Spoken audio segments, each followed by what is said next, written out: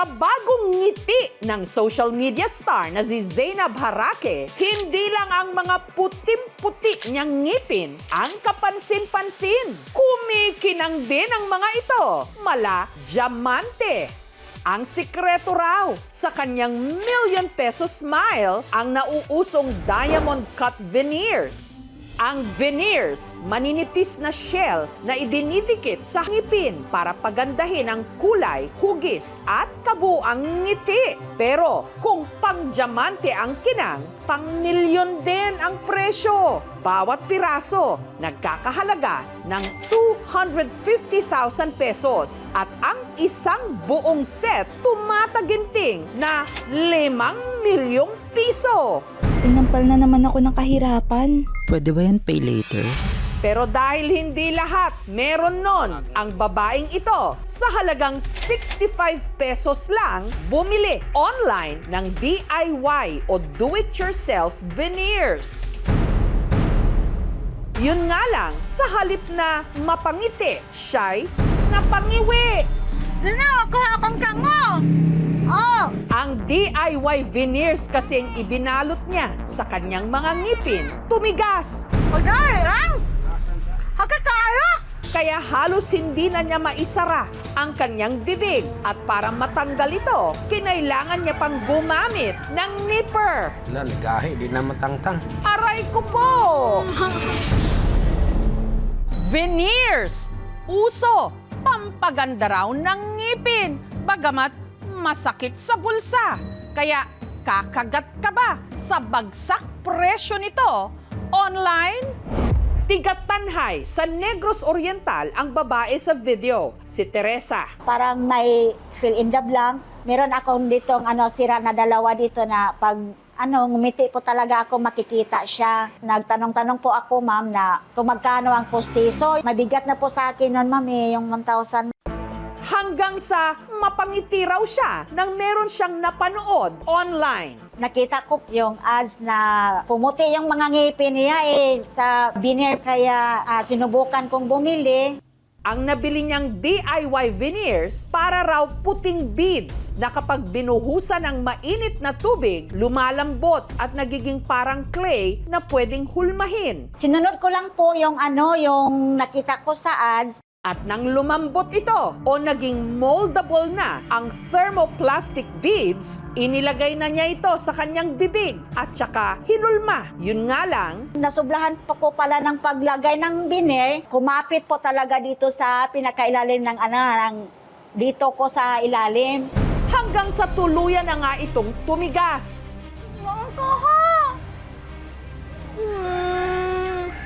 Ewan ko, akong kangolord.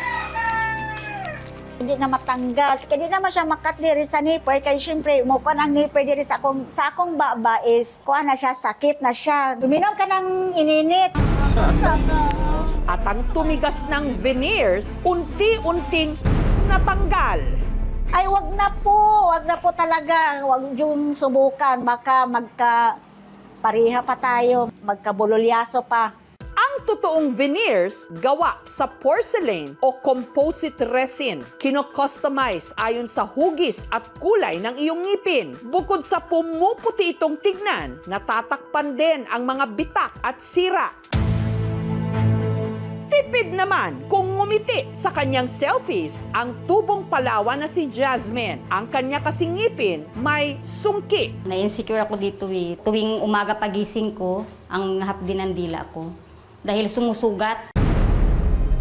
Hanggang sa dumaan daw sa kanyang feed ang ad ng DIY veneers. Napanood ko na gumagamit sila ng DIY na yun. Okay naman siya, wala pa akong naramdaman.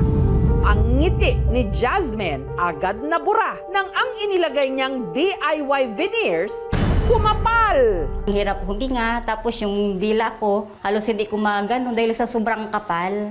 Kaya takbo agad siya sa dentista. Ayun, si Jasmine, mas napamahal patuloy. Hindi po maganda yung status niya, no? Hirap magsalita. Mahirap po tanggalin yung moldable false teeth, no? Kung ano-anong ginamit namin.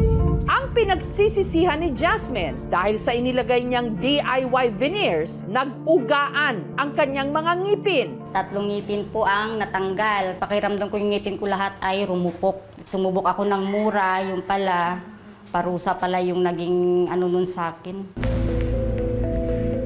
Dahil dating nagtitinda ng barbecue, ang tiga-Caloocan na si Rachel, araw-araw daw niyang kailangang humarap sa customer. Kaya naman nadjadyahe raw siya sa sira ng kanyang ngipin sa harapan.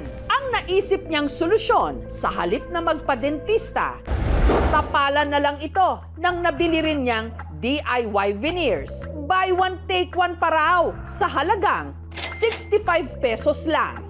Si Rachel, natuwa naman daw sa naging resulta. So pag may tao sa akin, ngingitihan ko lang. Bongga, naka-veneers ka. Gumagano yung mga taga dito. Sabi ko, hindi, ano lang yan, DIY lang. Hindi lang siya nakakangiti, nakakakain na rin ng kanyang cravings. May nakakagat ako ng buto. Tuwa na naman ako. Pero kalaunan, ang kanyang matatamis na ngiti napawi nang ang kanyang gilagid nagsimula raw kumirot at humapdi. Ang kanya kasing inilagay na DIY veneers bumaon sa kanyang gilagid. Habang ninemel cutter ko, gumagalaw yung lahat ng ngipin ko. Pagka ganun ko, pagkahat ako ng isa, sumama yung ipin ko na buo. Habang ang mga natira niyang ngipin, nagsimula na rin daw umuga. Wala na, tubig na lang mapasok sa bunganga ko. O dila ko, dami na singot, tas gilagid ko. Ang mga ngipin ni Rachel ngayon, halos wala nang natira. Nabasag at naputol na ang mga kinapitan ng DIY veneers. Yung kirot tsaka yung trauma na naranasan ko hanggang ngayon, baon-baon ko. Siguro hanggang mamatay ako, baon-baon ko yun eh. Para masiguradong wala nang iniindang sakit si Rachel, sinamahan namin siyang magpa-follow-up check-up sa isang dentista. Unfortunately, as much as na gusto nating salbahin yung ipin niya, hindi na siya kayang salbahin.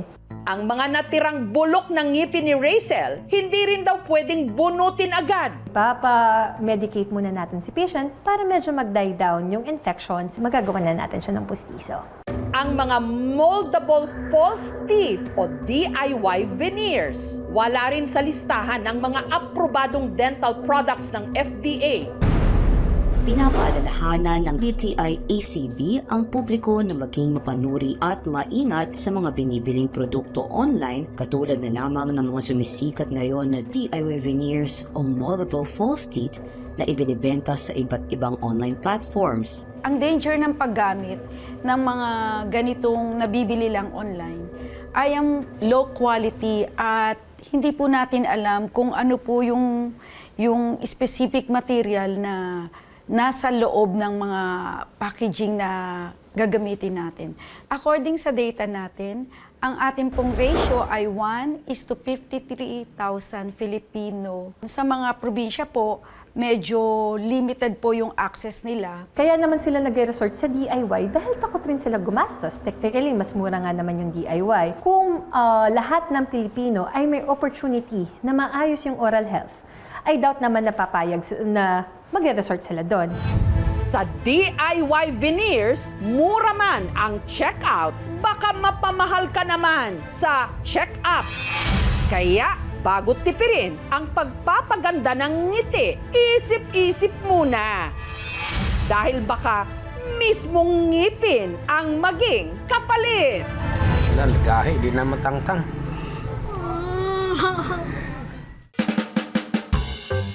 Para silang mga buhay na manikin. Flawless ang balat, may face card at hubog ng katawan. Paano ba nila ito na-achieve?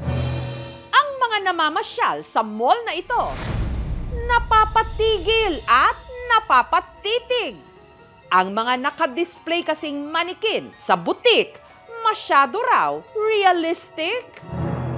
Parang totoong mga tao. Manikang manika, kasi napakaganda. Realistic naman yung manikin. Laking gulat na lang ng lahat ng mga ito. Biglang kumurap, huminga,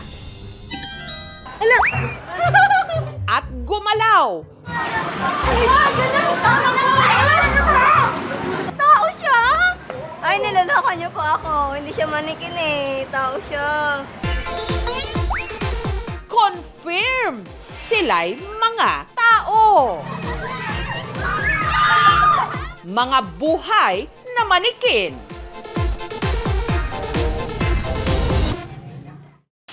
Ang ating living mannequins, mga taga-Kainta sa Rizal.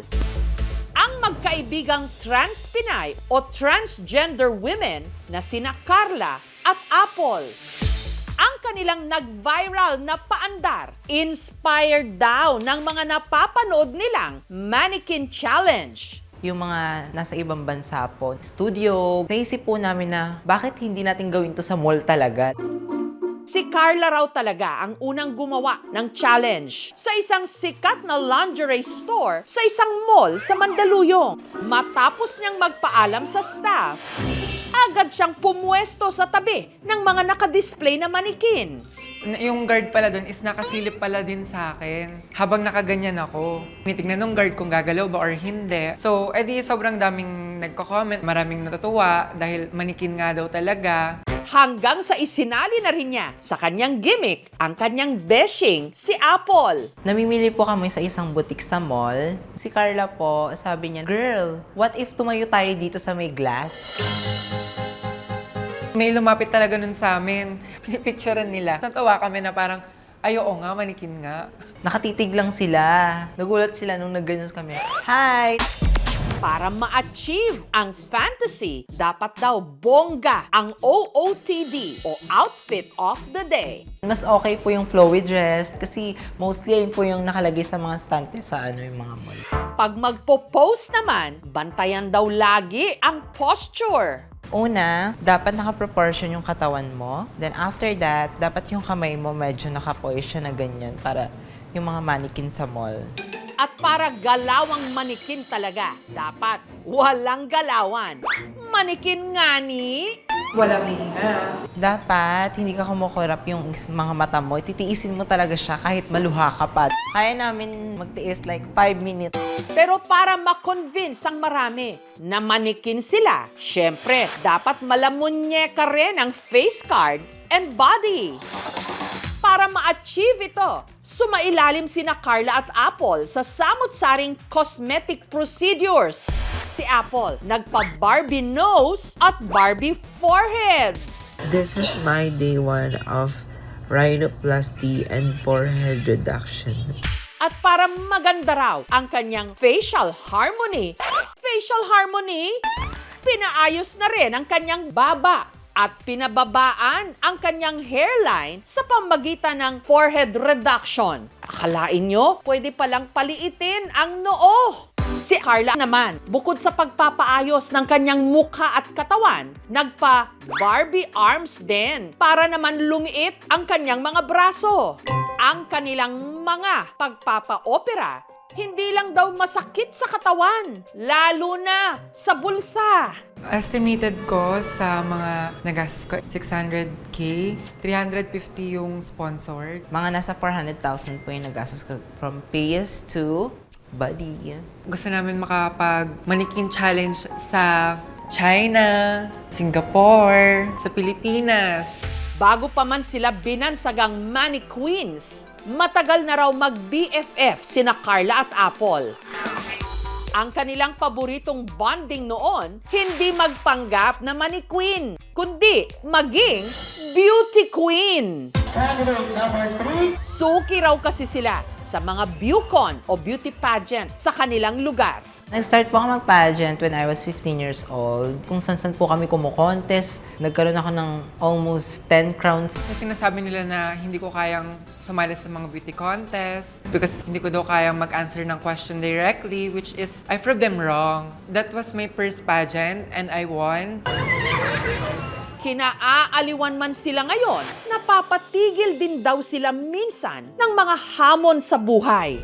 Si Apple, hindi raw noon tanggap ng kanyang ama. Umalis po ako sa amin, tapos nakitira ako kung kani-kanino sa loob ng 4 years. Then bumalik po ako sa amin. Miss na miss ako ng tatay ko. Tapos sabi niya, masaya na daw siya sa akin. Matagal niya na akong tinanggap. Last year, na-heart attack po siya. Namatay po siya. Ang katuwang niya ngayon sa buhay, ang kanyang long-time partner. Sobrang proud po ako dyan sa mga narating niya. Nandito lang naman po ako lagi sa kanya, nakasuporta lang po ako lagi. Si Carla naman, suportado raw ng kanyang pamilya. So, nung 7th birthday ko, so ang team niya is superhero, tapos yung kabila, Disney princess. Yung nursery siya, yung isang bag, puro manika. Pinababayaan na namin. Para sa amin, normal yan. Yun nga lang, lot-lot, talo naman daw siya sa pag-ibig. Hindi naman ako naghahanap, contented ako kung anong meron ako. Sino naman kaya ang celebrity crush nila? Si Vince Maristella. Vince Maristella, kahit i-headlock mo ko, siguro magugunaw yung mundo ko pag nakita ko siya. Hi Vince, ito nga pala yung sinaing mo. Para palakasin ang loob ng ating mannequins, may mag-cheer at makikipagkulitan sa kanila. Walang iba, kundi si ex-PBB housemate at charming bro next door ng Kainta, si Vince Maristella. Nung mga oras na yon, sina Apple at Carla, in character sa kanilang mannequin challenge sa isang boutique store. Mawala kaya sila sa focus kung ang isa sa mga lalapit sa kanila ang pareho nilang celebrity crush. Ganda ng mannequin, oh. Yung buhok. Pati yung balat, oh. Kakaiba, oh. Pag kiniliti ba to, gumagalaw din? Magaling tong mannequin na to, ha? Ito. Pag kiniliti natin. Ay! Ganun pala! Pag pinipindot to, gumagalaw. Ito, hindi to gumagalaw.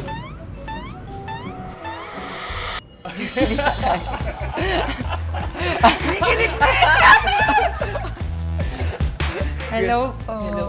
Hello po.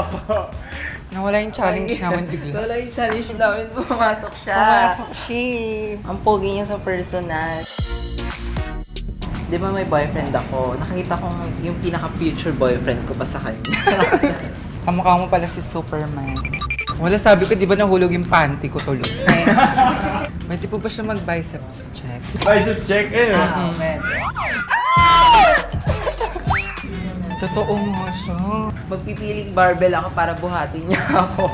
Pwede naman, baka naman magaan, eh.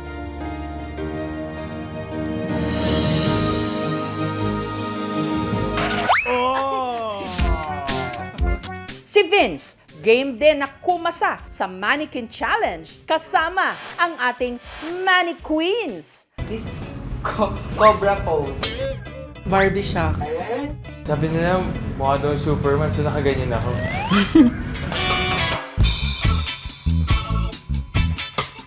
Para akong chocolate na natutukan ng araw tapos matutunaw na ako sa kinakatayuan ko. Hindi ko na-expect na may dadating pala. Kaso nung humarap, hindi ko na napigilan. Grabe na yung kilig. Totoong mukha silang mannequin. Ang galing nung pagkakagawa ng make-up. Mannequin na mukhang tao o tao na mukhang mannequins. Hindi man nila kayang patigilin ang oras. Sa hatid naman nilang good vibes, napapatigil naman nila ang ikot ng mundo ng ibang tao.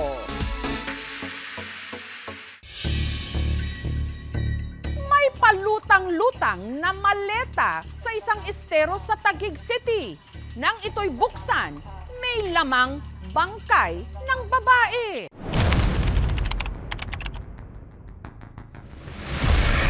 Halos mapaal sa balutan na raw ang mga taga Purok 5 sa barangay Tanyag sa Taguig nang sa kasagsagan ng pagbuhos ng malakas na ulan nitong nakaraang linggo. Isang nakasusulasok na amoy ang umalingasaw sa kanilang lugar.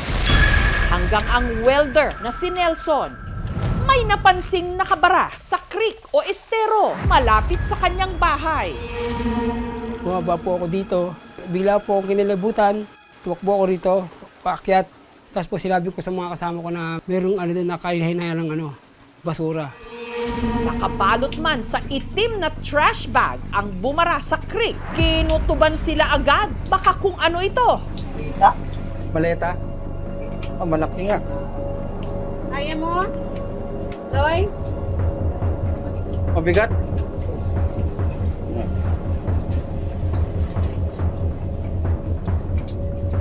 Diyan mo na lang. Baka pera yan. Hati-hati tayo. Sa paniniwalang dito nang gagaling ang masangsang na amoy, agad niya itong inireport sa barangay. Sa bigat nito, 3 tao ang nag-ahon sa maleta.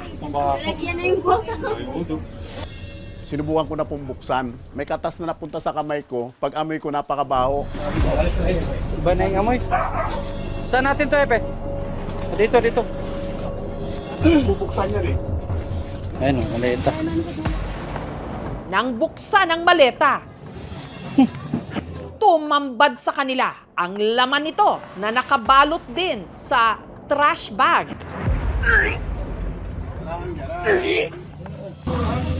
Masako pa. Parang nakakaduda talaga. Balik na ba doon? May laman pa? Ako pa. Buksan mo pa hanggang itaas. Pag hiwa niya pa ng paganon, lumabas na yung braso. Tao nga. Ano? Tao. Ha? Tao. Tumawag na kami ng polis. Bali nakatupi po yung position po ng bangkay. May tama po siya sa tagiliran. Possible saksak po yun. May basag po yung bungo. Katawan yun eh. Nakadamit eh. So, yung build kasi ng katawan is pang babae tapos yung may mahaba po yung buhok. Tao nga. Sino ang babaeng brutal na pinaslang at isinilid na lang sa maleta? Kinilibutan po ako nun kasi kabiruan ko yun eh. At sino naman ang desperadong gumawa nito? Sino naman pumatay ng ganun? Di ba lang sila naawa? Tao yun eh, hindi yun hayop.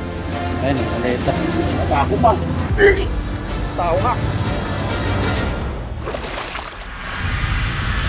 Ang bangkay nagsisimula na raw mag-decompose nung na-recover ng mga otoridad. Ang tanging pagkakakilanlan lang nito, mga tattoo. Sa braso niya may tribal tattoo. Tapos sa may binti may kita din po tayong tattoo. 3 star in the sun po. Dahil dito, ang mga tiga Purok 5, positibong nakilala ang babae sa maleta.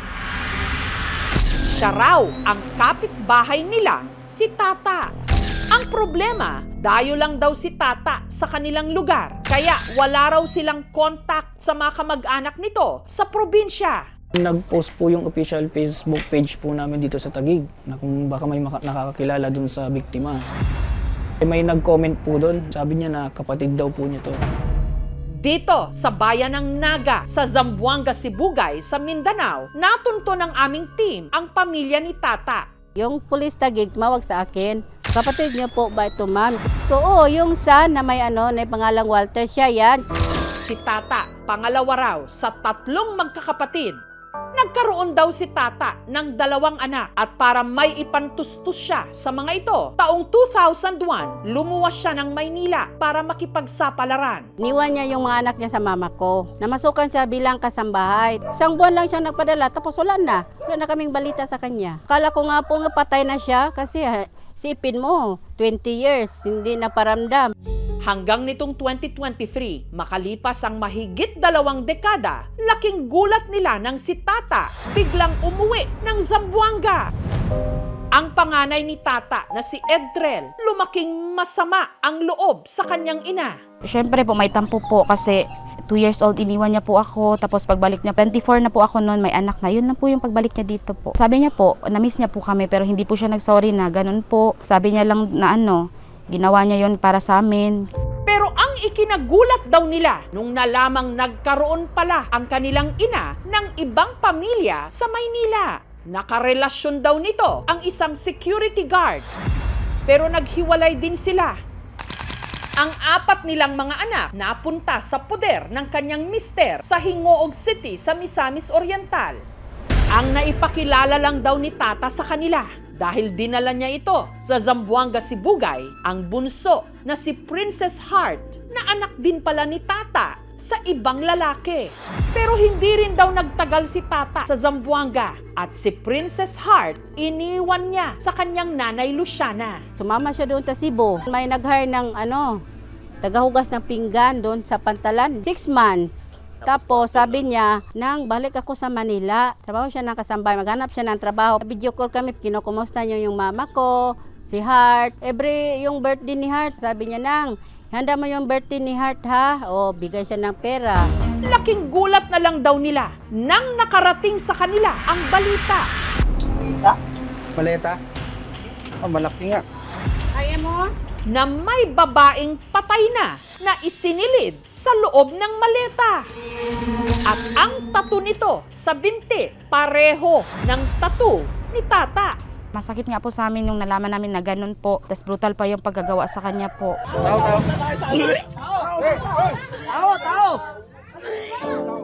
Hindi nga kami makatulong sa kaisip sa nangyari sa kanya. Pati yung anak niya, nagkasakit din. Siguro alam niya kung anong nangyari sa mama niya. Masakit yun. Nakita ko ng malita. Paa niya yun. Makita ko na. Masakit na. Para asikasuhin ito, ang pangatlong anak ni Tata na si Turong, hindi rin niya tunay na pangalan, lumuwas pa Maynila nitong Huwebes. Ewan po nakikita yung nanay ko na ganyan. Masakit po ma'am, para sa akin, nanay ko po yan. So kahit hindi mo man makita ng talagang buo, pakiramdam ba bilang isang anak, may parang ano ba yun, parang lukso ng dugo? Opo ma'am. Agad nag-imbestiga ang Taguig City Police na pag-alaman nila na halos isang buwan na raw hindi umuuwi si Tata sa inuupahan nitong kwarto sa Barangay Tanyag. At ang naging pangunahin nilang suspect sa pagpatay sa kanya, ang napabalitang bagong karelasyon nito na may-ari mismo ng apartment na tinutuluyan niya, si Kaloy, hindi niya tunay na pangalan. Bago kay Kaloy ay may dalawa pa siyang kinasama noon. Isang buwan siyang nawala, bumalik siya sa pangalawa. Itong pagbalik niya after 1 month, itong pangatlo niya kinakasama si alias Kaloy, baka ito yung naging dahilan para magselos. Nang puntahan ng mga pulis ang apartment ni Tata, naabutan nila roon si Kaloy, kasama ang mga kaibigan at ang mga boarders niya na sina Rambo at Donnie. Hindi rin nila mga tunay na pangalan. Nakita namin doon sa may garahe ng kanyang bahay, yung isang video okay. Merong isang punit ng sako. Yung punit ng sako na yon ay kahalintulad ng sako na nakita natin doon sa bangkay ni Tata na ginamit pambalot. Doon sa 4th floor, nakita namin yung mga buhok ng mahahaba na parang buhok ng babae at mga may traces din ng blood. Pero dahil nahulihan nila ang tatlo ng mga drug paraphernalia, pati sina Rambo at Donnie, dinakip na rin ng mga pulis. Bali, naging person of interest po sila dahil yun nga, yung isa sa kanila is yung naging live-in partner po nitong victim po natin. Mas lumakas daw ang kanilang kutob na may kinalaman ang tatlo sa krimen dahil sa mga nadiskubre nilang posibleng ebidensya sa loob mismo ng apartment kung saan nagrenta ng kwarto si Tata. May nakuha po kami yung bloodstain sa may 4th floor po, which is pinapulik po natin sa soko natin. Meron din pong dress na kulay peach na nakuha doon sa kwarto nitong victim natin na may suspected na dugo din po. Subjected for DNA examination po itong mga to. Pero ano naman kaya ang maaring naging motibo ni Kaloy sa di umano pagpatay kay Tata?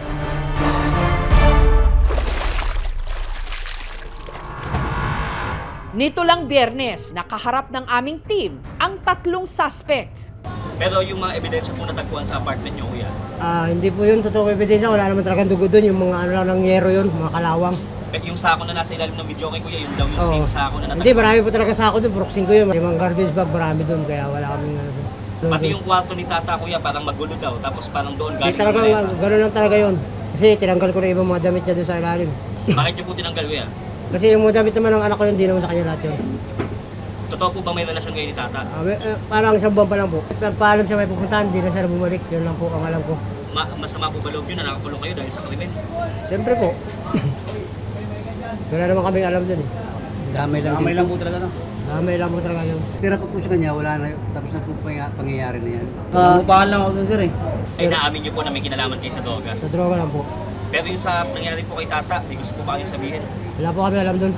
Posibleng makasuhan yung live-in partner ng VAUSI under Section 5A in relation to Section 6A under RA 9262. Ang penalty nun katumbas ng sa murder o reclusion perpetua, which is 20 years to 40 years. Pagtatangkang itago yung katawan ng biktima. So pwede rin siya makasuhan ng obstruction of justice. Kung mapatunayan na yung dalawa, kasama sa pagpaplano na pagpapatay sa biktima, pwede silang makasuhan bilang co-conspirators.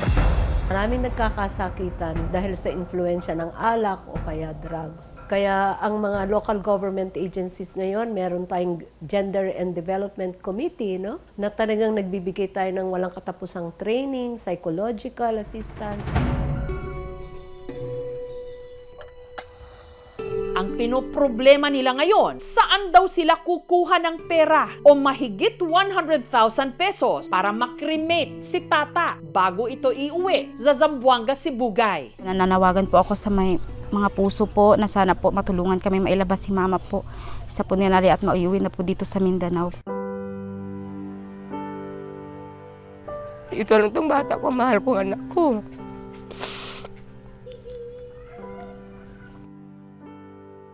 Ma, sana. Okay ka na dyan. Kung may babalik ko lang yung pass, ang sasabihin ko sa inyo, dito na lang tayo. Kahit maghirap tayo, basta sama-sama lang. Hindi na tayo natin kailangan yung malaking pera o maging mayaman tayo. Ang importante, magkasama tayo dito. Ilan pa kaya ang mga katulad ni Tata na lumuwas sa lungsod para makipagsapalaran pero imbes na mapabuti, malagim ang sinapit at basta na lang isinilid. Tao. Katawan yun eh. Nakadamit eh. Sa isang palutang-lutang na maleta.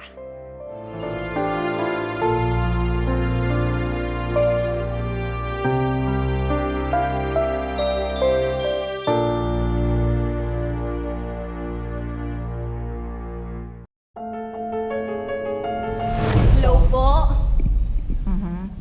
Hello. Hello, naririnig niyo po. Ay, opo. Bawal po ang judgmental, ha? Ang babaeng ito, habang nakaupo sa silya, hindi mapigilan ang panginginig ng buo niyang katawan.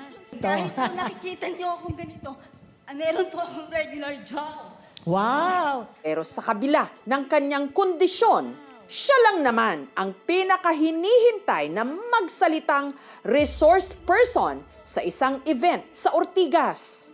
Mixed emotion po nung sinabihan ako na maging panelist. Kasi, una, excited. Kasi at saka, masaya. Confirmation na truly, I'm no longer a person with disability, but a person of destiny. Oh, grabe! Pero bago niya natawag ang kanyang sarili na isang person of destiny, dumating daw ang panahong inakala niyang tuluyan ang inagaw ng kanyang sakit, ang lahat ng kanyang pangarap. A person of destiny. Ang babae sa video, natunto ng aming team dito sa Persons with Disability Affairs Office sa San Juan, sa Batangas. Ang kanyang mga braso't binti, wala pa ring tigil sa panginginig. Siya ang 59 anyos na si Marites, mahigit 3 dekada nang nakikipaglaban sa Parkinson's disease. Para hindi raw siya masugatan o masaktan habang nakasalampak sa sahig, dapat daw lagi siyang may katabing unan. Para po hindi magasgas yung puwet, yung balat po. Kasi po uncontrollable talaga siya. Tapos mga sugat-sugat. Sa kabila ng kanyang kondisyon, si Marites pinipilit maging aktibo para rin daw maging kapaki-pakinabang. Wala problema sa mga renewal ng ano. Siya ngayon ang tumatayong representative ng PWD Affairs Office ng kanilang munisipyo. Ina-empower ko yung mga person with disability presidents kasi naniniwala ako through education ma-empower sila. Kung nag-apply siya, unang tingin pa lang namin sa kanya is mahusay, matalino. Kaya naniniwala kami dun sa husay at galing niya. Hindi naman daw ganito kalala ang kondisyon ni Marites nung unang beses siyang pumasok sa PIDAW. Ako lahat yung gumagawa kasi hindi pa naman ganun ka-progressive. Nung nag-start ng pandemic, kinalaw nga ako ni Sir na mag-work from home na. Ginagawa ko nila, nag-encodes. Pagbalik ko, yung kasi parang nagpo-progress na rin.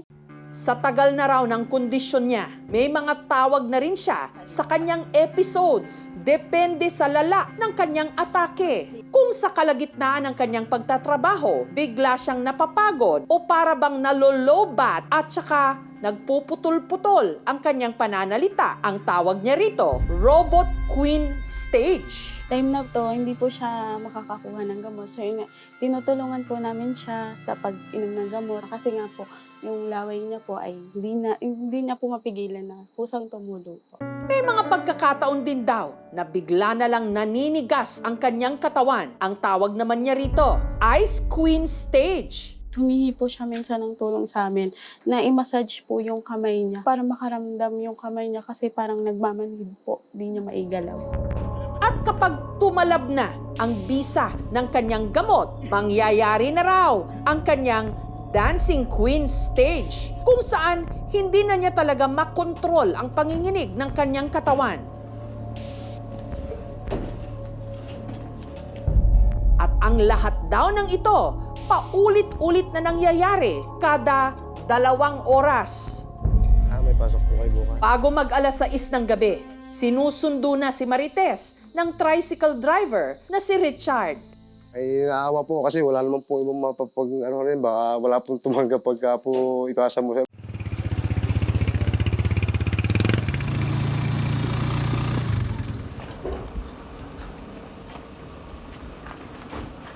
Pagdating sa bahay, aasikasuhin na siya ng kanyang anak na si John.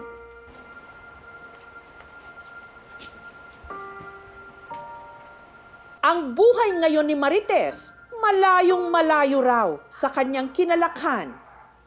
Nagmula sa may kayang pamilya at ang kanyang mga magulang may negosyo para sa mga pesticides. Masipag rin naman ako.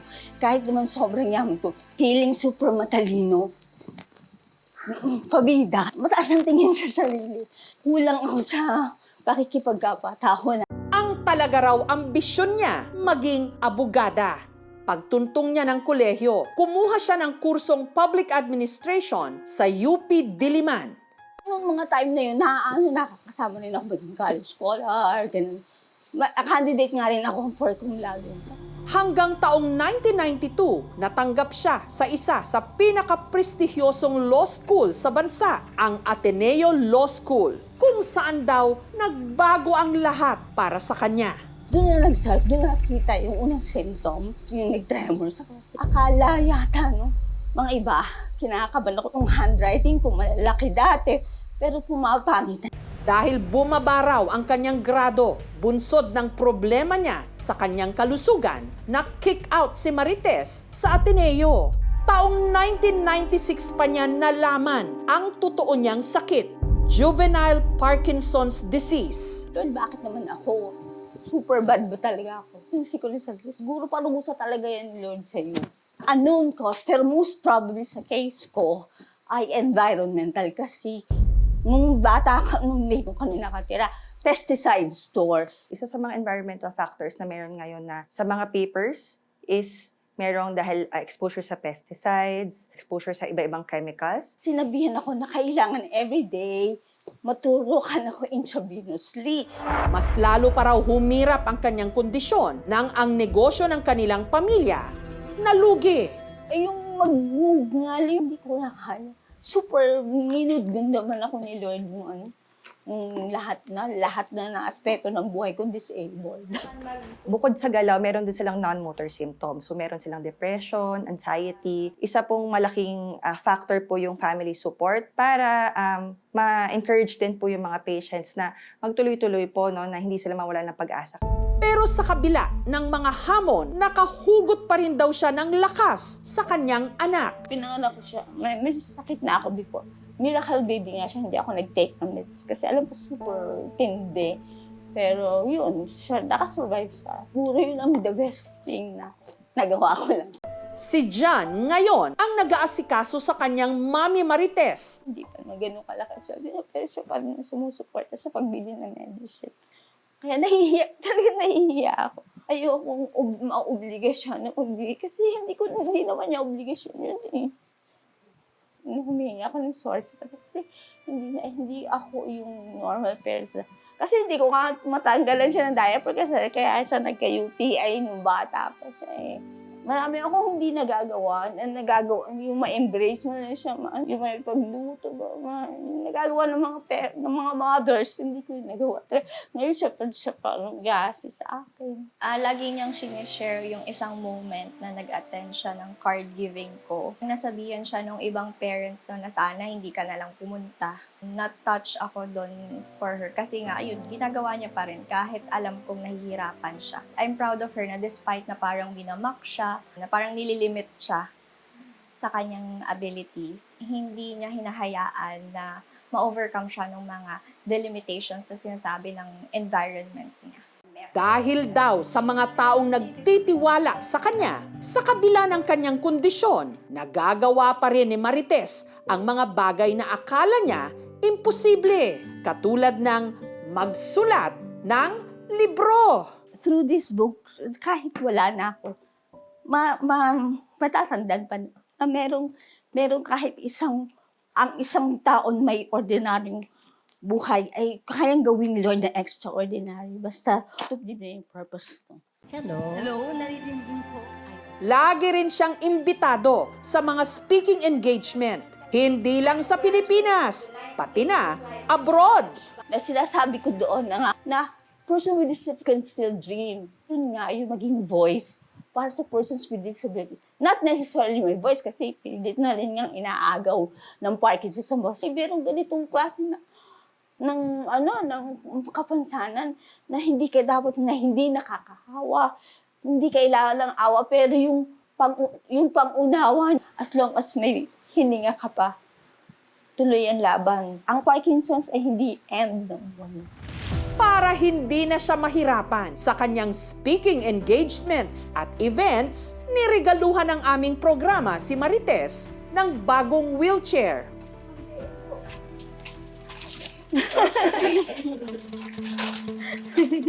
Kasi mas nilaga yung wheelchair ko.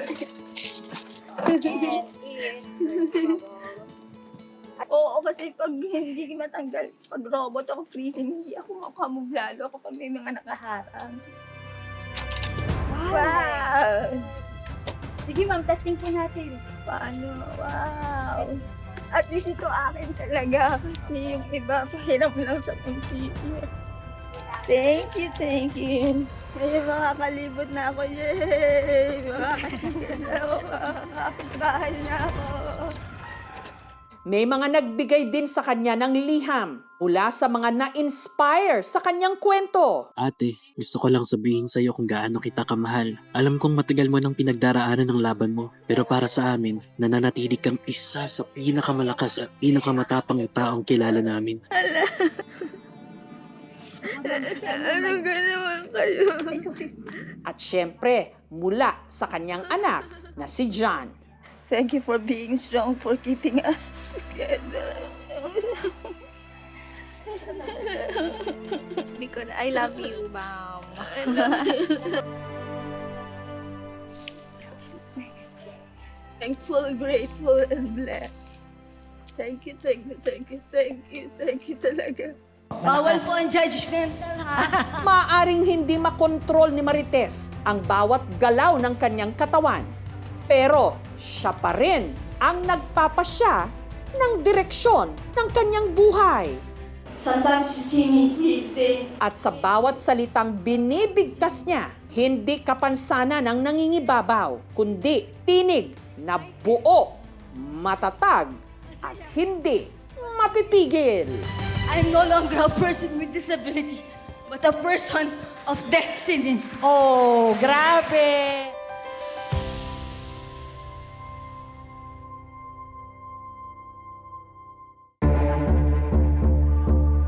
Balitang-balita nitong mga nakaraang linggo, binanggit pa ng Pangulo sa kanyang SONA, Pax Silica, na may hatid daw na kaunlaran at maraming trabaho.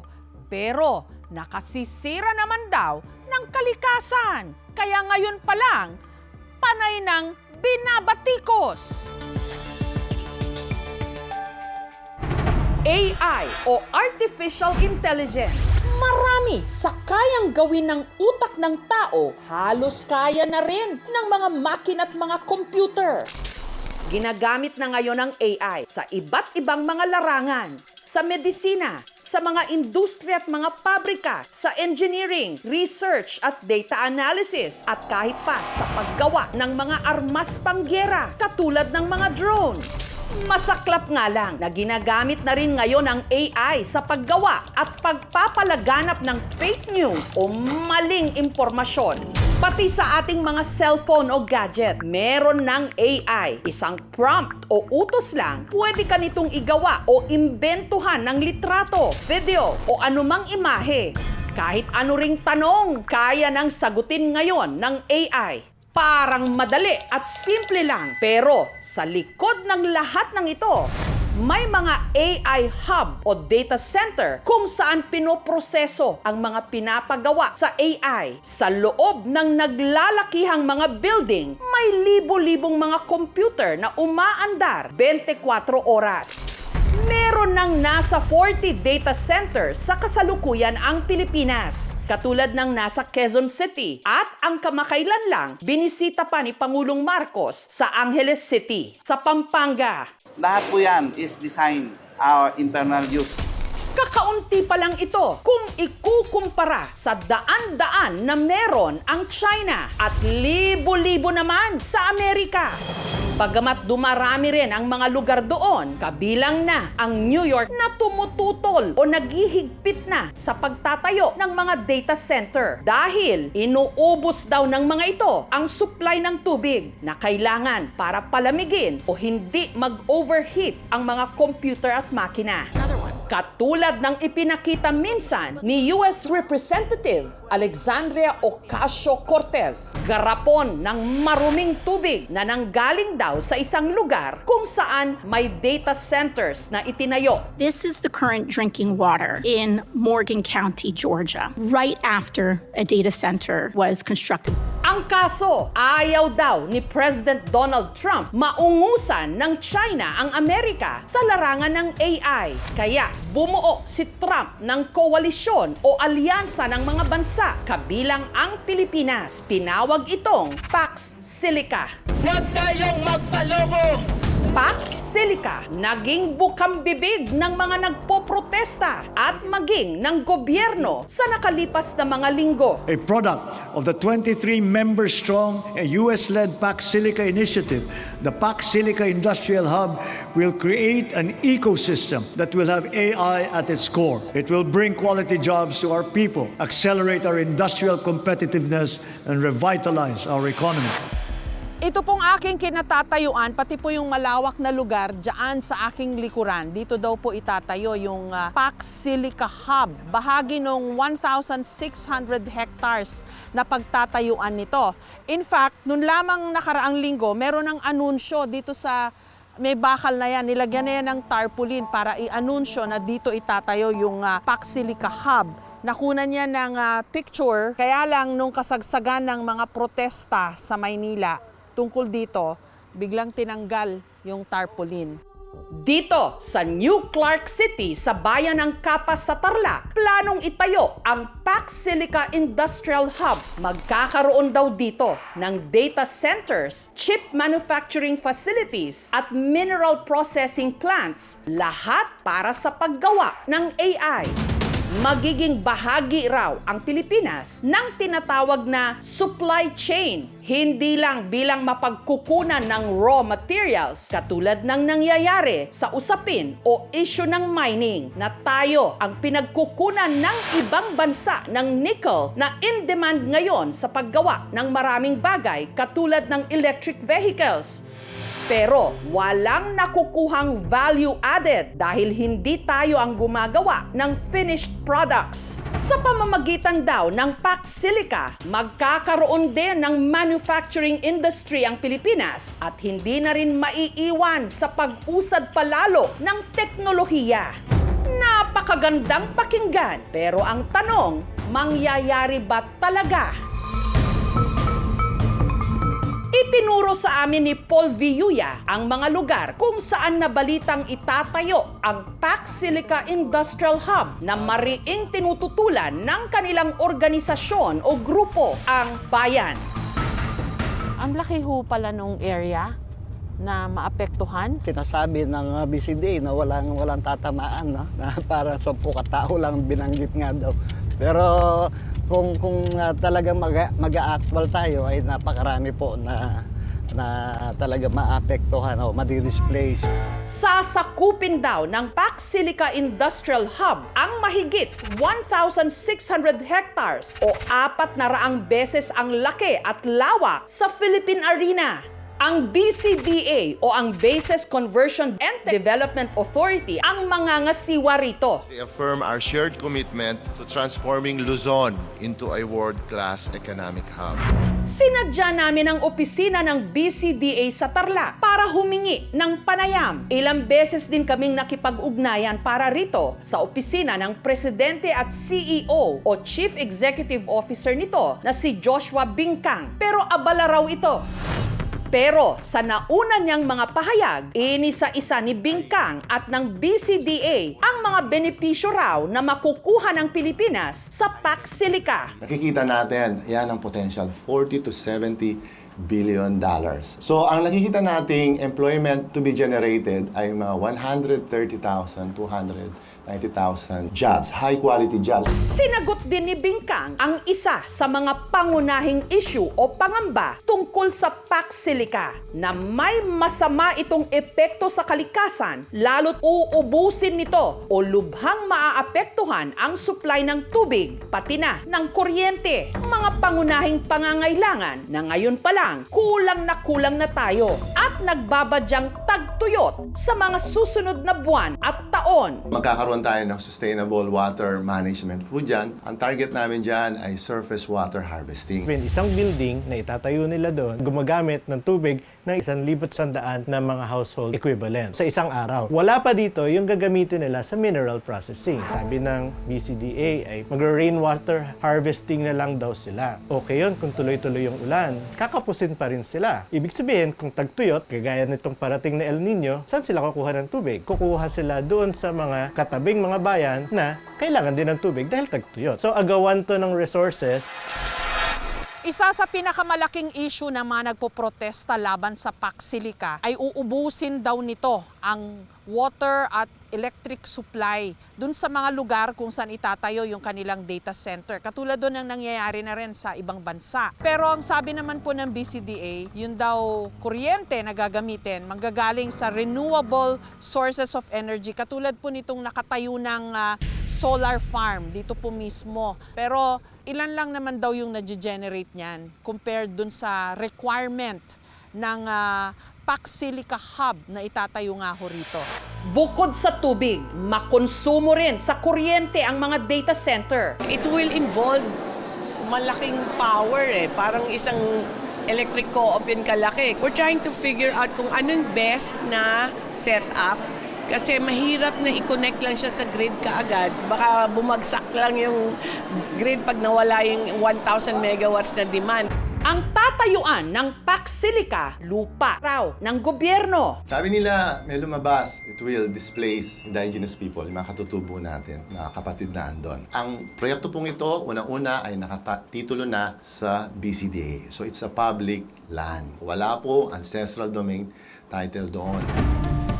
Kaya ang mga residente sa mga barangay kung saan itatayo ang Pax Silica nangangamba ngayon, katulad ng mga tiga-barangay Santa Lucia, dito pa rin sa Capas. Taong 2024 at 2025 pa, bago pa nagkaroon ng Pax Silica, may mga natanggap na raw silang naunang eviction notices mula sa BCDA. Pinapalayas na sila mula sa kanilang mga bahay at sakahan. Ang aming kapitan po, Ay, hello. Kamusta po kayo? Sabi ho nila, kasama kayo sa apektado. Kasama po Santa Lucia. Hindi namin alam, walang public consultation dito. Ang sabi ho kasi nila, government reservation daw ho ito eh. Totoo po yun. Pero hindi nila dapat dipitin ang mga katutubo. Actually, ito lahat military reservation. Sabi po nila, abandoned area lahat ito. Walang nakatira. Nung survey na lang BCDA. Oho. Pero meron kaming komunidad, meron kaming eskwela, simbahan, lahat meron kami rito. Ito naman, bibigyan ka ng 30 days notice paglika. Bukod doon sa sulat na humihingi na makipag-ugnayan yung mga residente sa BCDA, katulad ho nito, meron na rin silang sulat na natanggap ang nakalagay 30 araw na abiso para sa paglikas. So pinapaalis na yung mga taga rito. Bilang makataong pakikitungo, kayo po ay binibigyan ng 30 araw na palugit simula sa araw na pagkatanggap ng liham na ito. So May 2, 2024. So dapat nung June, pinapaalis na ho yung mga tao pala. At dapat sinusunod yan. Ngayong taon, muli raw nakatanggap ang ilan sa mga residente ng sulat na paunawa o abiso galing sa BCDA. Kumusta ho yung mga, nyo ho? Yung Naliligalig po sila dahil binabahay-bahay nila. May nagpupunta ho mga BCDA dito? Opo, bahay-bahay. Nung araw na kami naroon, may pulong ang mga tiga-barangay. Ipinahayag nila sa amin kung gaano sila kabalisa ngayon. Maaari, wag na rin sirain kasi we contribute to the food and security ng ating bansa at yan ay livelihood din ng mga mamamayan at yung mga taong nandito po. Noon po, ang mga namumundok pinabababa, pero ngayon po, yung mga taong nasa patag, saan po sila pupunta? Tanong nila at reklamo, bakit daw ganon? Wala raw konsultasyon at basta na lang sila pinaaalis. May ilan daw na inaalok ng bilhin ang kanilang mga sakahan, pero sa napakamura raw na halaga, 30 pesos per square meter o 300,000 pesos kada ektarya, katulad ni Tatay Joey. May alok ho ba sila na bilhin yung lupa ninyo? Ang ano po nila, bibiliin 300,000 per hektar. Ilan ho bang hectares yung lupa ninyo? Halos sa abot-abot mahigit 2 po. Napamahal na sa amin tong lupa namin. Hanggang kaya namin, hindi kami pwedeng taboy dito. Ngayon, kung gusto nila talaga yung lupa ko, bayar nila sa tamang presyo. Ang problema, hindi lang iilang tao ang maapektuhan dito sa Pax Silica. Buong mga komunidad, katulad ho nitong Barangay Santa Lucia, dito pa rin sa Capas, Tarlac. Meron ng mga kanya-kanyang bahay yung mga residente, ang kanilang kabuhayan, mostly agriculture. Pagkukunin yung kanilang mga lupa para tayuan ng mga data center o mga AI hub, saan sila pupunta? Paano ang kanilang mga kabuhayan? Ito na yung saklaw ng military reservation. Since na nag-BCDA na siya, no, ay yung part ng military reservation, yun yung tinatawag na New Clark City ngayon, na mayroong 9,450 hectares. Yung Pax Silica is 1,620. Nakikita ko kasi yung dinadaanan natin, ang ganda-gandang lugar. Napakaluntian pa, may mga ilang sakahan, ang yaman pa ng kalikasan, parang nakakaalala na pagdating nga ng panahon at nabuo yung Pax Silica, mawawala lahat ng ito. Mawawala nga po yan. Tapos ang masakit dito, kukunin sa iyo yung lupa, tapos ibibigay lang yan o ibebenta lang yan sa mga dayuhan. Sila yung makikinabang at hindi talaga makakatulong talaga sa ating mga magsasaka at katutubo. Isa rin ang Sitio Binyayan sa Barangay O'Donnell, dito pa rin sa bayan ng Capas, na maaapektuhan ng Pax Silica. May mga nakasalubong kaming katutubo na namitas lang sa mga damuhan ng kanilang hapunan. Larang dapo. So, yung siling para sili-sili po yan. Sili ho ito? Para sili-sili. Dito lang sa lugar na ito ako nakakita ng ganitong gulay. Kuya Alika, anong pangalan ho nito? Ano po, larang dapo? Larang dapo. Saan po tinatanim ho ito? Tinatanim po ito dito? Hindi po, wild duck one po yan.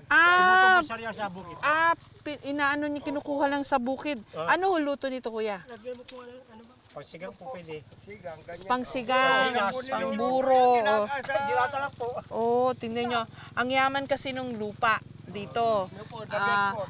Nakakapagtanim sila ng mga gulay. May talong kaming nakita kanina, kamote, maraming palay. Tapos ito nga ho, may mga ganito pa dun sa kanilang mga bukirin. Yung, siguro hindi ho natin kilala tong gulay na to eh. Larang dapo. Yun. Ano ho ito? Saan nyo ho nakuha to? Ampalaya ho ito, no? Oh. Ampalaya ho ito, no? Kamusta po kayo dito? Ano to? Saan nyo po nakuha? Yung mga yaman ng kanilang lupa, may ampalaya na si nanay, Anong gagawin nyo dito, nay? Ulam po. Ulam? Anong ulam? Asin pitsin, masarap na po yan. Gagawin lang yung laga. Lugar ito ng mga katutubong Aita. Masaya nila kaming binati nung una, pero hindi nagtagal. Naglabas na sila ng kanilang sama ng loob at mga hinaing. Narinig nyo na ho ba yung paksilika? Opo. Anong masasabi nyo ho doon? Ayaw po namin kasi po, dito na po yung talaga yung nakatira po talaga yung mga katutubo. Natatakot po kami. Dahil? Baga po makukuha po yung po yung lugar namin, wala na po kaming titirahan po. Paano ho yan? Kasi kukunin daw ho yung mga lupa ninyo. Lahat po kami dito sa Binyayan, Sitio Binyayan, 1962 po nandito na kami. Ngayon po, basta-basta nyo lang kukunin yung lupa namin. Sa inyo kami po dadalhin. Dadalhin nyo kami po sa sa impyerno. May mga kinausap na ho ba sila sa inyo? Wala silang kinakausap, basta papasukin po yung area. Ay, sana po naman, huwag payagan yung mga BCD ay nakunin yung lupa namin. Paano naman po kami, yung mga anak namin kaliliit nila. Saan po kami idadala? Tulad po ng kabuhayan namin, yung mga lupa namin. Maawa naman po sana yung gobyerno. Huwag naman po sana payagan na kunin yung lupa namin dito. Tulad po yan, ang dami-dami namin saan kami ililipat. Kawawa naman po kami. Bago pa dumating ang mga Amerikano at sa Clark at ang BCDA at yang Paksilica, matagal nang naninirahan sa lugar na yan ang mga magsasaka. Ang unang may karapatan ay ang magsasaka. Walang public consultation na naganap. Ang naobserbahan namin ay done deal. Project now, study later. Tanong din nila, bakit basta na lang sila palalayasin sa kanilang mga tahanan at kabuhayan sa nakalipas na mga dekada? Pero sasabihin ho nila sa inyo, hindi naman yung lupa yan lupa ng gobyerno. Hindi po. Sino ba yung gobyerno? Kami yung gobyerno Tao. Tao ang gobyerno. Kung walang tao, walang gobyerno. Halos 9 na dekada nang naninirahan at nagsasaka rito ang pamilya ng ngayoy 84 anyos na si Tatay Astong. 12 ang kanyang mga anak at lahat sila nagtutulong-tulong sa nasa 18 hectares nilang taniman ng palay, gulay at mangga.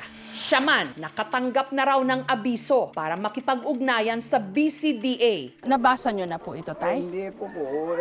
Binasa na lang po yan.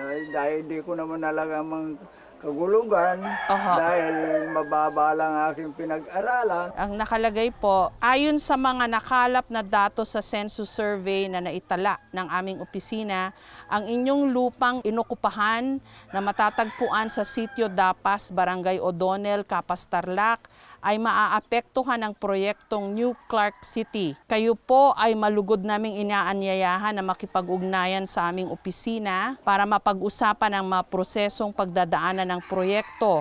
Inaalok na rin daw bilhin ang kanilang sakahan. Sa tingin niya'y bagsak presyong halaga. Sinabi ho ba sa inyo kung magkano po? Sinabi na sa akin, yung bawat isang hektarya sa lupa, 300. Gustong bayaran ng BCDA. Ako po kung tinatanong nyo, ayaw ko sanang kabayad yung dahil doon kami lang nabubuhay. Bagamat katulad ng mga tiga-barangay Santa Lucia, nababagabag din ngayon ang mga taga-Sitio Binyayan, hindi raw sila makampante sa itinatayo ngayong mga gusali malapit sa kanilang komunidad. Hinala nga nila, nagsimula ng sipsipin ng tubig mula sa lupa Bagamat hindi nila sigurado kung ito nga'y para na sa nabalitaan nilang proyektong PAC Silica. In-stop na namin yan sa barangay. Magandang tanghali. Ano ba yung ginagawa ho ninyo dito? Drilling po, ma'am. Drilling po sa tubig para daw po dyan sa BCD. Sino po yung susuplayan ng tubig na hinuhukay po dito? Ang alam ko, ma'am, yung sa virology. Tinanong namin ang BCDA tungkol dito. Nilinaw nilang hindi ito para sa PAC Silica. Gayunman, masisisi ba ang mga residente kung labis silang nag-aalala ngayon at nagmamatsyag din? Papaniwalaan ba nila ang mga pangako na sa ipinapangalandakang pag-unlad, hindi sila maiiwan? Ang gobyerno, libu-libong trabaho ang malilikha. Paano ang magsasaka? Pwedeng merong trabaho sa panahon ng construction. Pero pagkatapos noon, paano yung kabuhayan ng magsasaka na ang buhay namin ay lupa? Sinasabi ng iba na ang AI makakatulong sa buhay nila. Pero sa buhay ng mga magsasaka, magiging mitya ng kanilang kapariwaraan at kahirapan. Bakit nagmamadali? At ang sinasabi lang ay magkakaroon ng jobs, magkakaroon ng processing dito, magkakaroon ng AI. Pero yun ba talaga ang kailangan natin? Ang data centers ay pag-aari pa rin ng US. At magbabayad pa rin tayo kung kailangan natin gumamit. Yung ating nagiging contribution ay actually labor. Ang labor dito sa atin ay napakamura at binabarat pa. Ang problema dito ay kinakabit natin yung pag-unlad natin sa mga kailangan ng US at hindi sa mga kailangan ng mamamayang Pilipino. Sa tingin ng ekonomista at Professor Shelo Magno, dapat malinaw para sa gobyerno ng Pilipinas kung ano ang pinasok nitong koalisyon para sa PAC Silica at kung mangyayari ba talaga ang mga ipinapangako at ipinapangalandakan ng proyekto. We're talking of access to our natural resources. Paano natin ito mamamaximize para sa interes ng mga Pilipino? Dapat makita ng Pilipinas ang opportunity na to na dapat hindi lang tayo basta-basta supplier ng raw material sa kanila. Pag tiningnan mo yung gobyerno, parang tayo yung habol ng habol. Dapat ang nakikita natin dito, tayo yung may produkto tayo yung kailangan tayo yung may malawak na lupain. Pagpasok sa atin, binigyan natin ng libreng access sa natural resources natin, pero lahat ng negative effects ng operasyon natin, tayo din pala ang mag-i-internalize or maaapektuhan. Sino bang tatanggi sa pag-unlad? Lalo na sa isang bansang higit na nakararami ang mga mahihirap. Pero kung ang layunin ng PAC Silica ay iahon ng ating bansa, sana hindi masakripisyo o lalo pang masagasaan ang kalikasan. Dahil katulad ng alam at nararanasan na natin kapag humirap palalo ang buhay at sa mga peligro, sakuna o kalamidad, sino ba ang higit na tinatamaan at lalo pang maghihirap?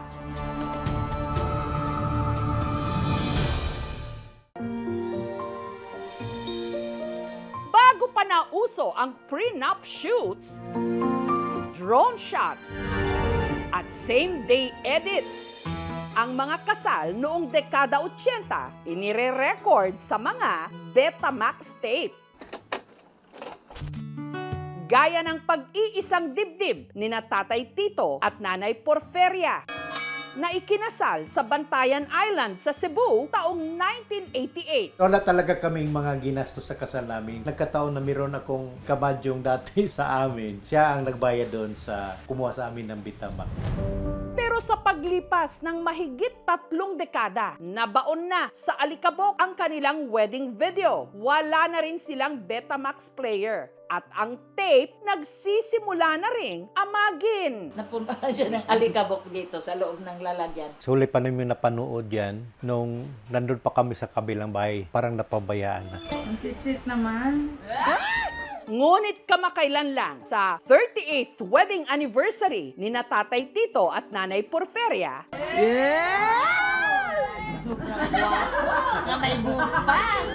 ang kanilang mga anak merong pasorpresa. Grabe yung SDE nyo, 1 hour ha? Pogi! Nakita ng anak ko yung Betamax namin. Talaga hinanap nila para mabuo ulit. Mas maganda ko ngayon. Tuwang-tuwa kasi parang nasariwa yung mga nakaraan. Anong mga alaala ang muling nabuhay sa lumang Betamax?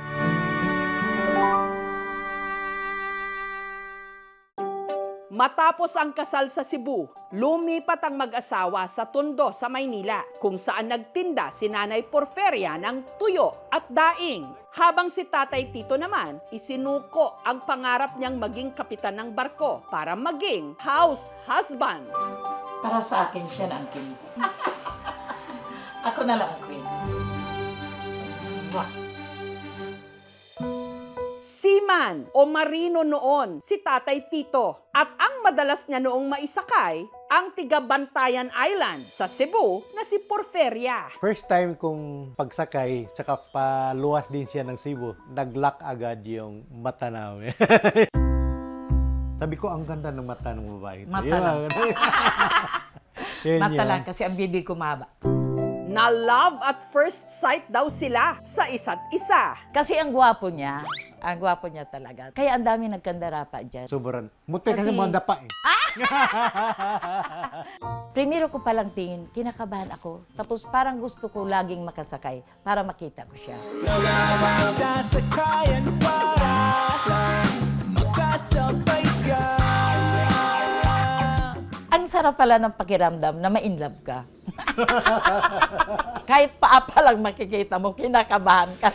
Pero si Tito, tila nabahag ang buntot. Nagkataon na yung isang kasama ko pala sa barko, may gusto sa kanya. Sabi niya, huwag mong maligaw-ligaw si Porping kasi akin yan. Hanggang naglakas loob din siyang ligawan si Porferia. Ang damit niya, yung malapad, inipit ko yon sa upuan ko. Pag tayo niya, hindi na siya makatayo. Sabi ko, hindi kita papakawalan kapag hindi ka sumagot sa akin. Sabi niya, paano kita sasagutin? Wala ka nang sinabi. Pero napilitan talaga siya. Sige, oo na nga. Siyempre, sa ilalim, tuwang-tuwa. Pero hindi ko pinakita. Dahil nagpakadalagang Pilipina si Porferia, nainip daw tuloy si Tito sa panliligaw. Tuwing magdi-date kami, ayaw niyong pumasok. Baka daw may hotel yung sa loob. Tapos bibigyan ko ng papatulog yung kinain namin. Baka masirip ko siya. So talagang nasawa ko sa ugali niya. Si Tito nag-abroad habang naiwan sa isla si Porferia. Mula noon, nagkanya-kanya na raw sila ng landas. Nagkaroon din ng mga bagong pag-ibig. Si Tito, nakarelasyon ang dati niyang kaklase. Kulang na lang kasal sa amin. Sinulatan siya ng kapatid niya sa Australia na mag-migrate sa Australia.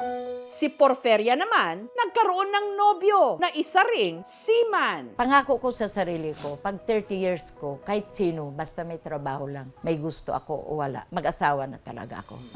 Sa hindi inaasahang pagkakataon, matapos na hindi sila magkita sa loob ng 11 taon, aba, sina Tito at Porferia muling pinagtagpo ng tadhana sa Bantayan Island. Mahilig ako mag-surprise sa kanya. Bumaba ko sa malayo kasi may basketball noon eh. Naalam ko nandun siya. Yung nakita ko na siya, siyempre, ay ito na. Tuloy na to. Ilang buwan kang minasdan, hindi ko na mapigilan hanggang kailan mag-aba. Si Porferia, may nobyo man noon, mas nanaig pa rin daw ang dati niyang pag-ibig kay Tito. Nagpakasal kami kaagad noong July 23 para hindi kami maabutan. Dahil uuwi yung fiancé ko, sabi ko, kami ata ang tinadhana. Sabi niya, okay lang, basta masaya ka. At para maging memorable ang kanilang biglaang kasalan noon, pinakoveran nila ito. Yun nga lang, sa katagalan, hindi na nila muling napanood pa ang Betamax ng kanilang kasal. Lumipas ang mga taon at dekada. Bumuo sina tatay at nanay ng masayang pamilya. Meron na silang 6 na anak at 4 na apo. Napalaki nila kami na hindi spoiled, na punong-puno ng pagmamahal. Lahat ginawa nila para mabigyan kami ng magandang buhay. Dahil hindi pa napanood ng kanilang mga anak ang video coverage ng kasal, naisipan ng kanilang mga anak na ipa-digitize ang Betamax tape ng wedding video ng mga ito. Ang kinomisyon nila para gawin ito si Aurora na mahigit 2 dekada nang nagdi-digitize ng lumang mga video. Karamihan nga raw sa kanyang mga kliyente, celebrities. Jose Marichan, si Sir Mark Bautista. Para ma-convert, gagamit po tayo netong Betamax player. Itong player na to ay connected sa computer. Once na na-play mo na siya, pipindutin mo na tong captured. Aantayin mo lang siya na mag-read. Kailangan mo siyang tapusin from start to end. Anong mga alaala ang muling nabuhay sa lumang Betamax? Susunod na! Makalipas ang 3 araw, tagumpay na na-digitize ni Aurora ang wedding video ni tatay at nanay. Makikita sa video na bisperas pa lang ng kanilang pag-iisang dibdib, abala na ang kanilang mga kaanak na nagtatadtad ng karne panghanda. Yung isang tiyo ko nagbigay ng baka, yung isang tiyo ko nagbigay ng mga baboy, yung isang tiyo ko nagbigay ng kambing. At sa araw ng kasal mismo, ang mga tagpo, hindi gaya ng mga wedding coverage ngayon na aesthetic. Ang mga kuha noon, natural lang. Walang dinidirect, walang kinokoreograph. Larawan lang ng isang malaki at masayang selebrasyon. Aba, at meron pa palang plot twist. Ang mananahi ng wedding gown ni Porferia, pinagsilosan pa niya. Inireto raw kasi ito dati kay Tito. Pero sa kabila ng masayang okasyon, mapapansin na parang nakasimangot ang groom. Nung gabi na yun, gusto niya nang tumabi. Sabi ko, ay, hindi pwede yan. Kailangan talaga, mabindisyonan mo.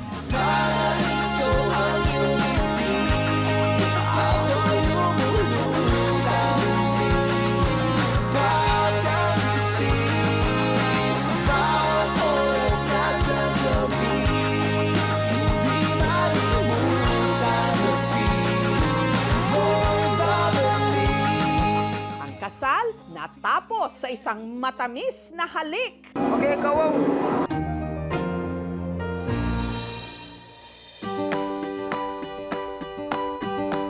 Pagkatapos ng kodakan, tuloy ang lahat sa reception kung saan ang highlight ang napakalaking pillar wedding cake na uso noong dekada 80. Uso yun doon sa amin yung mga regalo. Buksan mo, ililista mo yung pangalan. Kung sakali, magulang mo, nagbigay sa akin ng amplifier pagkasal. Kailangan pag ikinasal ka, amplifier din ang ibibigay namin. Lolo, Lola. Ay, yung lago Lolo. sa motor, kaya may ano siya. Nayan si Papa. Yan yung tissue.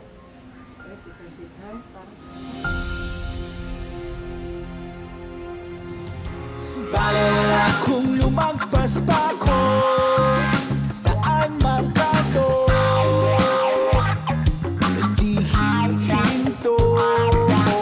Balala lang sukli ko sa'yo, na'y mapansin mo ika'y gusto. Hindi ko akala na 38 after sa kasal namin, may asim pa rin yung misis ko.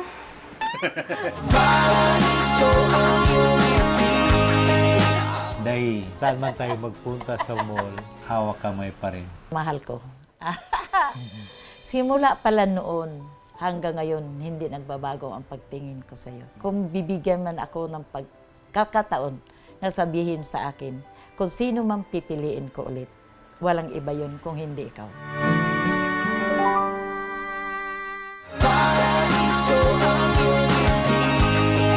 Sa tulong ng makabagong teknolohiya, muling nabigyang buhay ang mga alaalang muntik nang mabura ng panahon. Walang filter, walang retake o eksenang prinaktis. At kahit kumupas ang kulay at lumabo ang mga imahe, may isang bagay na nananatiling malinaw, ang kanilang pagmamahalan. I love you, sweetheart. More than me.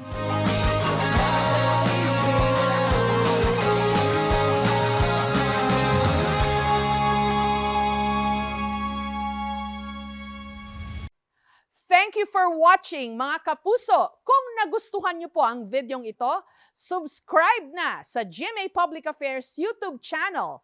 And don't forget to hit the bell button for our latest updates.